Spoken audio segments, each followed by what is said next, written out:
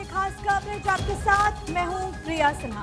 Good morning, नमस्कार। मैं आपके साथ रंजना रावत। और अब से 4 घंटे के बाद मोदी 3.0 का पहला बजट आने वाला है। सबकी निगाहें टिकी हुई होंगी वित्त मंत्री निर्मला सीतारमण पर, जब वो इतिहास रचेंगे। लेकिन सबसे बड़ी बात, किस वर्ग को कितनी राहत मिलेगी? मिडिल वर्ग जो लगातार इस बात की उम्मीदें कर रहा है कि टैक्स स्लैब में कोई राहत मिले। क्या आज जब वित्त मंत्री का पिटारा खुलता है तो इस वर्ग को राहत मिलती है? किसानों का क्या होता है? ये तमाम सवाल हैं जिसके जवाब के लिए आपको कहीं नहीं जाना, सिर्फ और सिर्फ भारत 24 देखना है। जाहिर तौर पर पीएम नरेंद्र मोदी और मोदी सरकार ने कई वादे किए हैं, चुनावी वादे हैं, तो जाहिर तौर पर लोगों को यह भी इंतजार है कि इस बजट में उसका रिफ्लेक्शन हो सकता है। साथ ही साथ किसानों को उम्मीद है, मिडिल क्लास के जो लोग हैं उन्हें भी कई उम्मीद है और लोगों में भी इस बजट को लेकर उत्साह है। तो आज देखना होगा मोदी 3.0 का ये जो पहला बजट है उसमें क्या कुछ खास रहने वाला है। अगर राष्ट्रपति के अभिभाषण की बात करें तो उन्होंने भी साफ तौर पर कहा था कि ये जो बजट है वो बिल्कुल अलग होने वाला है और विकसित भारत के मद्देनजर ये बजट जो है वो होने वाला है। बड़ी खबर से शुरुआत करते हैं। वित्त मंत्री निर्मला सीतारमण आज अपना लगातार 7वां केंद्रीय बजट पेश करने के लिए पूरी तरह से तैयार है और ये प्रधानमंत्री नरेंद्र मोदी के नेतृत्व वाली एनडीए सरकार का लगातार तीसरे कार्यकाल का पहला पूर्ण वित्तीय बजट होगा। केंद्रीय बजट 2024-25 में सभी क्षेत्रों के करदाताओं को लाभ पहुंचाने और भारत में व्यापार करने में आसानी बढ़ाने के लिए आयकर ढांचे को संशोधित करने पर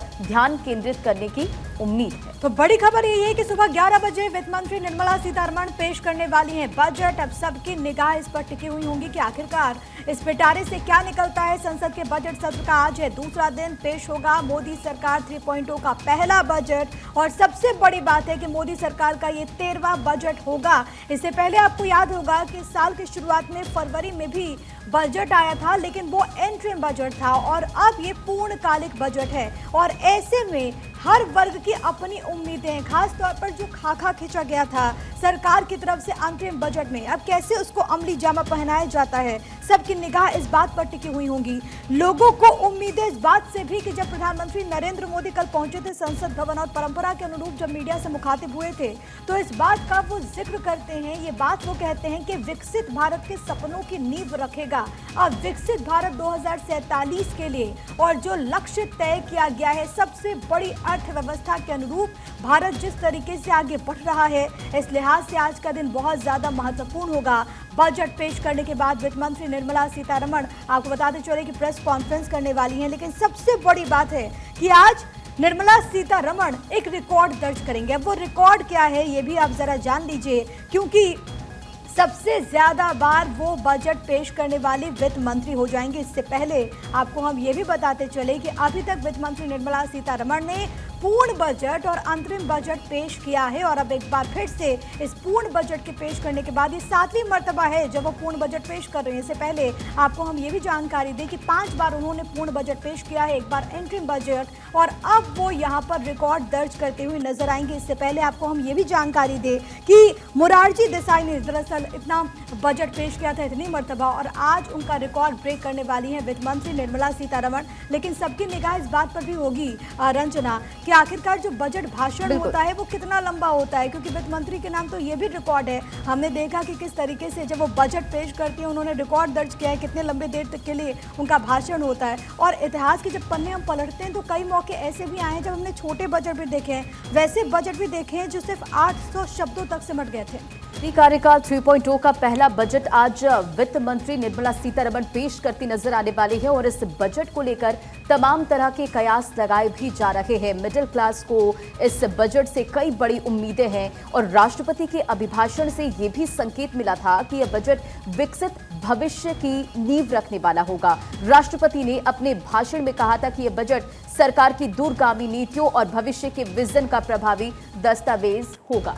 तो बिल्कुल सबकी अपनी अपनी उम्मीदें हैं, लेकिन बस अब कुछ घंटों का इंतजार। लेकिन अलग अलग जगहों पर, अलग अलग राज्यों में इसको लेकर के कैसी हलचल है ये जानना भी जरूरी है। तो भारत 24 पर मेगा कवरेज आप लगातार देखेंगे, चप्पे चप्पे से हमारे साथ हमारे सहयोगी जुड़ेंगे। सीधे आपको लिए चलते हैं मुंबई से सत्य प्रकाश के पास, इसके अलावा लखनऊ से आशुतोष हमारे साथ मौजूद हैं, रांची से धनंजय में ज्वाइन कर रहे हैं, देहरादून से हरीश थपलियाल मौजूद है, आपको स्क्रीन पर अखिलेश सोलंकी भी नजर आएंगे। इसके अलावा चंडीगढ़ से थानेश्वर शर्मा भी मौजूद है। लेकिन सबसे पहले आपको लिए चलते हैं देश की आर्थिक राजधानी महाराष्ट्र और मुंबई में इस वक्त कैसी हलचल है सत्यप्रकाश, क्योंकि मोदी 3.0 का पहला बजट है, क्या उम्मीद है? बिल्कुल प्रिया, देखिए सभी की निगाहें आज के बजट पर टिकी हुई है, क्योंकि महाराष्ट्र को प्रधानमंत्री नरेंद्र मोदी ने कहा था कि आर्थिक राजधानी तो है, लेकिन आर्थिक राजधानी के साथ पावरफुल राजधानी बनाएंगे। दुनिया की सबसे पावरफुल राजधानी महाराष्ट्र और मुंबई बनने वाला है। इस पर भी लोगों का फोकस है।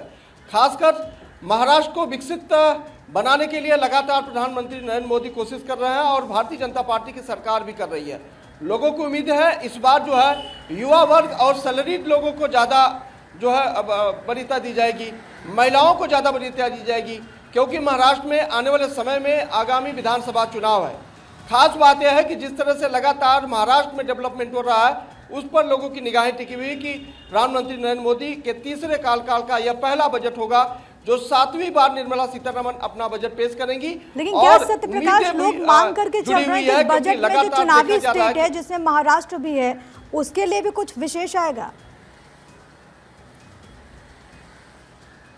बिल्कुल, देखिए जब भी इस तरह की स्थिति होती है, खासकर जब चुनाव आने वाले होते हैं, तो आम जनता का खासा ख्याल रखा जाता है, क्योंकि जब 1 फरवरी को बजट पेश किया गया था, हालांकि वह अंतरिम बजट था, लेकिन उसमें मध्यम वर्ग और महिलाओं के लिए खासा जो है ध्यान नहीं दिया गया था। लेकिन अब उम्मीद है, चूंकि लोकसभा का चुनाव हुआ है, सरकार जो है पूर्ण बहुमत के लिए कोशिश कर रही थी लेकिन नहीं आई है।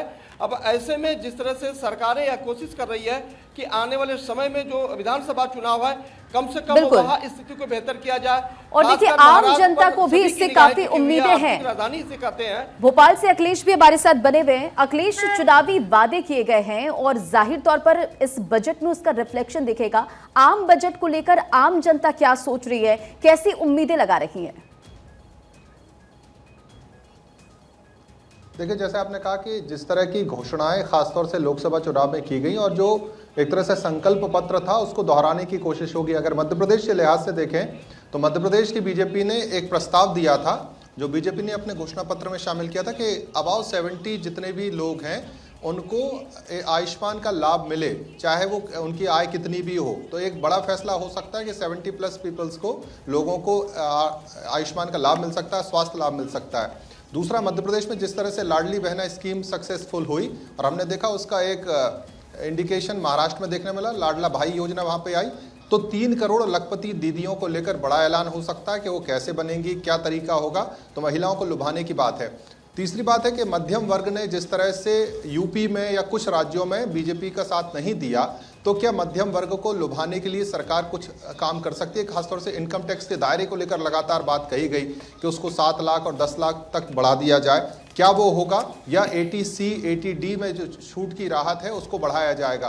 तो ये देखना दिलचस्प होगा। और मध्य प्रदेश में एक्सपेक्टेशन मध्यम वर्ग की, महिलाओं की और युवाओं की है कि रोजगार को लेकर सरकार क्या करती है, क्योंकि चुनाव भले हो गए मध्य प्रदेश में और सीधा चुनाव 28 और 29 में, यानी विधानसभा का 28 में और लोकसभा 29 में होगा, लेकिन मध्य प्रदेश के विकास और मध्य प्रदेश के साथ देश के लिए खासतौर से जो हर वर्ग है, गरीब, वंचित और महिला और युवा, इनको लेकर सरकार क्या करती है, इस पर तमाम लोगों का फोकस है।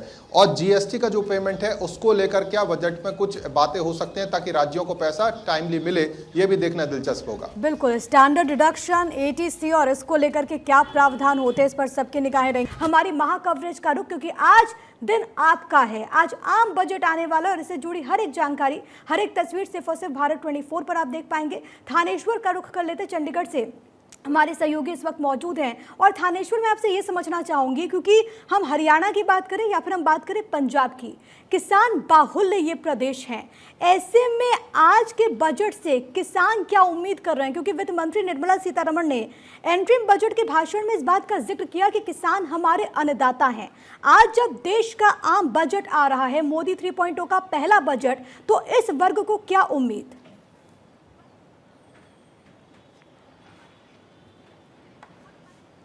देखिए, कल किसानों ने दिल्ली में एक बड़ी कन्वेंशन करके सरकार पर दबाव बनाने का प्रयास भी किया है कि सरकार ने पिछले दिनों जो किसानों से वायदे किए थे उन सब वायदों को इंप्लीमेंट करे। आज किसानों को उम्मीद है कि जिस तरीके से राष्ट्रपति ने अपने अभिभाषण में कहा था कि ये 2047 के विकसित भारत की नींव रखी जाएगी तो नींव हमेशा किसान से ही रखी जाती है। इसलिए किसानों को उम्मीद है कि आज के जो बजट आने वाला है उनके लिए जो प्रधानमंत्री नरेंद्र मोदी ने कभी उनसे जो वायदे किए थे, आज उन सब वायदों को पूरा करने के लिए बजट में उसका प्रावधान किया जाएगा। साथ ही साथ किसानों को और आम जो है 70 साल से ऊपर के लोग हैं उनको यह भी उम्मीद है कि जिस तरीके से अपने जो संकल्प पत्र में बीजेपी ने कहा था कि 70 साल से ऊपर जो भी व्यक्ति होगा उसके इलाज की चिंता सरकार करेगी, उन्हें आयुष्मान कार्ड के अंदर लाया जाएगा। तो उन्हें उम्मीद है कि आज आयुष्मान कार्ड में लाने के लिए भी बजट में प्रावधान रखा जाएगा। साथ ही साथ जब मेरी युवाओं से बात हुई तो युवाओं का कहना है कि जो आजकल एजुकेशन है बहुत महंगी हो गई है, सरकार कोई इस तरह की योजना भी लाए बजट में जिससे कि एजुकेशन थोड़ी सस्ती हो और उन्हें आम आदमी को भी एजुकेशन में किसी तरह का दिक्कत ना हो। अगर मैं हॉस्पिटल में, चूंकि चंडीगढ़ में पीजीआई बहुत बड़ा है, यहाँ पर देश के कोने कोने से इलाज कराने के लिए लोग आते हैं।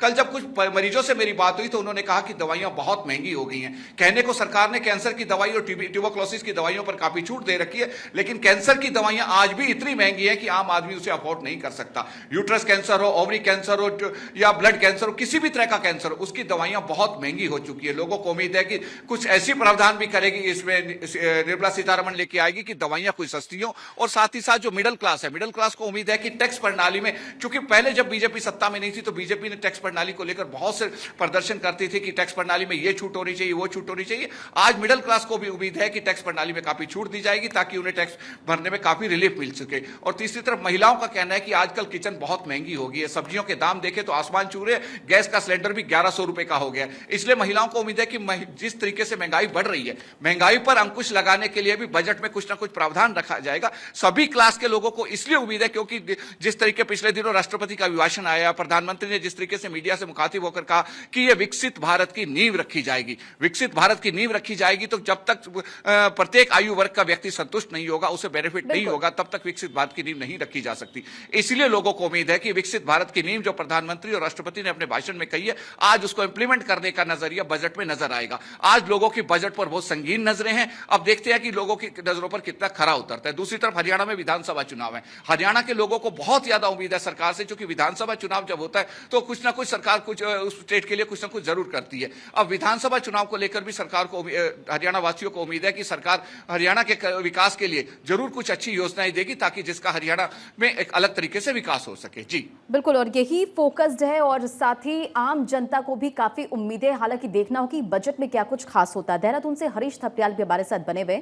हरीश, अगर उत्तराखंड की बात करें तो क्या कुछ उत्तराखंड के लिए खास होने वाला है? आम जनता क्या सोच रही, क्योंकि इस बजट से जो मिडिल क्लास के लोग हैं उन्हें काफी ज्यादा उम्मीदें हैं।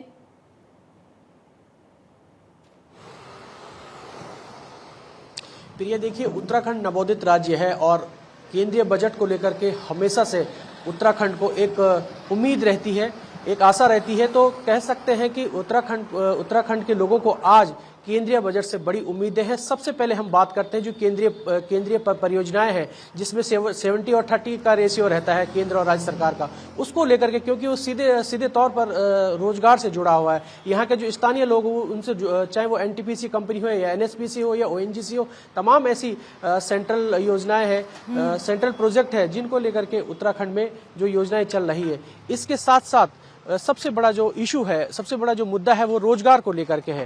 तो रोजगार में क्या कुछ होते हैं, चाहे वो उत्तराखंड एक पर्यटन राज्य भी है, सब लाखों की संख्या में, करोड़ों की संख्या में टूरिस्ट आते हैं। पर्यटन क्षेत्र को लेकर के उत्तराखंड को आज केंद्रीय बजट से उम्मीद है। साथ ही साथ यहाँ हर साल आपदा से जो है सबसे बड़ा नुकसान राज्य को होता है। तो सरकार को भी उम्मीद है कि आपदा को लेकर के केंद्र सरकार एक बड़ी पहल करे। जी बिल्कुल, और सबसे बड़ी बात है हरीश, आपने जिस बात का जिक्र किया कि यहाँ पर पर्यटक बहुत बड़ी संख्या में आते हैं और हाल के वर्षों में हमने देखा है कि खुद सरकार की तरफ से, प्रधानमंत्री की तरफ से भी इस बात पर जोर दिया गया कि अब बाहर जाने से बजाय अपने देश में वैसी जगहों पर जाइए जहाँ पर आप अभी तक नहीं गए हैं। और इसके बाद हमने देखा कि डेस्टिनेशन वेडिंग और ऐसे तमाम चीज़ों का जो कल्चर है वो बहुत ज़्यादा बढ़ गया। अब इसको लेकर के पर्यटकों के लिहाज से क्या प्रावधान होते हैं ये भी देखना बहुत ज़्यादा महत्वपूर्ण है। रांची का रुख कर लेते हैं, धनंजय मंडल हमारे साथ, हमारे सहयोगी मौजूद हैं। और धनंजय, लगातार यही बात निकल करके सामने आ रही है कि जिन राज्यों में विधानसभा के चुनाव होने हैं। आज जब वित्त मंत्री का पिटारा खुलेगा तो उन राज्यों के लिए क्या आएगा? और इसके साथ एक सवाल ये भी, क्योंकि झारखंड की जब बात होती है तो ये आदिवासी बाहुल्य राज्य है। आदिवासियों के लिए, उनको बढ़ावा देने के लिए, उनको जागरूक करने के लिए लगातार सरकार की तरफ से बात कही जाती है। लगातार इस बात का जिक्र हर एक संबोधन में हमने सुना है। आज के दिन झारखंड के लोग क्या उम्मीद कर रहे हैं केंद्रीय बजट से? झारखंड देखिए कोयला राजधानी है। कोयला राजधानी के लिए अगर बताया जा रहा है कि सर्वेक्षण में जो अनुमान लगा है, कोयला रीढ़ की हड्डी बनने वाली है। कोयला से काफी आमदनी होती। कई ऐसे कोयला ब्लॉक है जो बंद है, नीलामी नहीं हुई, जिसके कारण उत्पादन नहीं हो पा रहा। तो सबकी नजरें होंगी कि कोल राजधानी को किस तरह से उसको बढ़ाया जाए, धनबाद को किस तरह से कोयला उत्पादन को बढ़ाया जाए। दूसरी बात करें तो देखिए किसान प्रधान देश है और आदिवासी के लिए यहाँ पे बहुत बड़ा हक माना जाता है झारखंड। किसानों के लिए जो प्रधानमंत्री मोदी सरकार ने कहा था कि 2024 में दोगुनी किसान की आय हो जाएगी, वही अभी किसान लगा के रखे हैं कि हमारी आय को कैसे वृद्धि किया जाए। क्योंकि लगातार 3 बार से झारखंड सूखे के ग्रस्त में आ चुकी है, क्योंकि पिछले 2 साल से सूखा हो चुका है। इस बार बारिश 50% से कम झारखंड में हुई। धनंजय की आवाज नहीं आ रही है। धनंजय आप जो, हाँ धनंजय, उनकी जो पिटारा कैसे खोला जाए, किसानों के लिए किस तरह से व्यवस्था की जाए, तमाम व्यवस्थाओं को लेके किसान की नजरें होंगी। तीसरी बात करें विधानसभा चुनाव है। विधानसभा चुनाव में सभी, चाहे बड़े नेता हो छोटे नेता हो, सभी लोग झारखंड का दौरा कर रहे हैं और आदिवासियों पर फोकस कर रहे हैं। आदिवासियों को उत्थान के लिए कई ऐसे आदिवासी के जो कास्ट होते हैं, करीबन 27 से 28 जो है विलुप्त के कगार पे, उनको कैसे आगे बढ़ाया जाए, आदिवासियों को कैसे मूल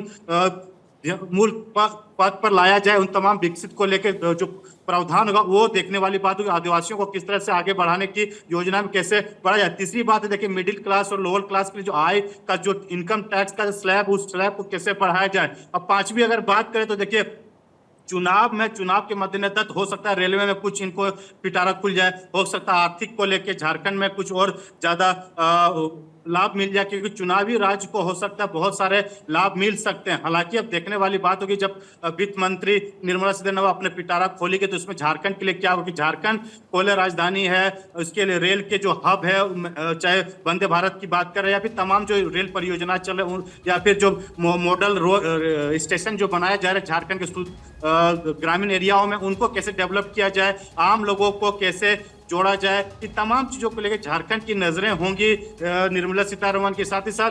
देखिए यहाँ की जो सबसे बड़ी बात है कि यहाँ पे सबसे ज्यादा विकसित संथाल परगना और कोल्हान ऐसे एरिया है जो काफी पिछड़ा एरिया माना जाता, उनको कैसे लोगों को जोड़ा जा सके। क्योंकि संथाल परगना में आदिवासियों का हब है और वहाँ पे आदिवासियों को लेके विकास की परियोजनाओं को लेके, ठीक है, अलग अलग वर्गों की उम्मीद है, लेकिन आज देखना होगा कि अलग अलग वर्गों के लिए क्या राहत लेकर के वित्त मंत्री आती हैं। लौट रही हूं, आप तमाम सहयोगी बने रहिए। लेकिन सबसे बड़ी बात है, जिस तरीके से धनंजय इस बात का जिक्र कर रहे थे कि रेलवे को लेकर के भी काफी ज्यादा उम्मीदें हैं।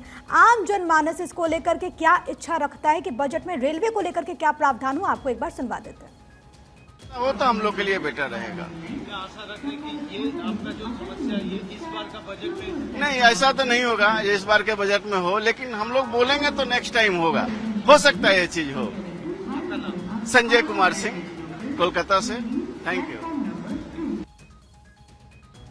तो अभी आपने सुना कि आम जनता क्या इच्छा रखती है। सबसे बड़ी बात है क्योंकि अब केंद्रीय बजट में ही रेलवे का बजट भी आता है। इससे पहले 2017 में दरअसल ये तब्दीली आई थी, लेकिन रेलवे की भी अपनी उम्मीदें हैं, खास तौर पर जिस तरीके से आधुनिकीकरण की बात होती है। हालांकि हाल के दिनों में जिस तरीके से रेलवे में तमाम तरह के प्रावधान किए गए, इस बार उम्मीदें और भी ज़्यादा बढ़ जाती है जब वित्त मंत्री यहाँ पर अपना पिटारा खोलती हैं और तमाम जो अलग अलग मद हैं उनके लिए आवंटन करेंगे। लेकिन किस वर्ग को कितनी राहत और किसको क्या उम्मीद, हर एक जानकारी, हर एक तस्वीर से फॉर से भारत 24 पर